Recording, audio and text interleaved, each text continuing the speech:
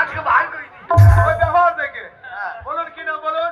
ওর একটা ভালো নাম আছে, ওর নাম হচ্ছে হৃদয় মন্ডল। হ্যাঁ, হৃদয়ে হৃদয়ে ওই হৃদয়ে হৃদয়ে।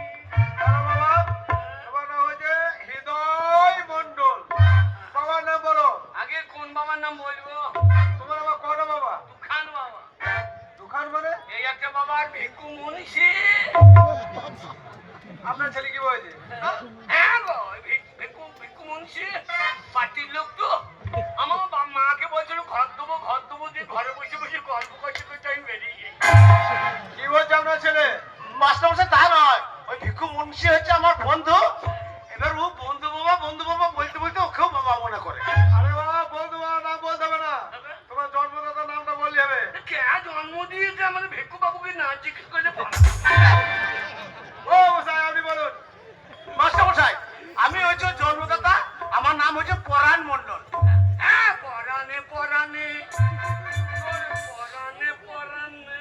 বাবার নাম হচ্ছে পরাণ মন্ডল।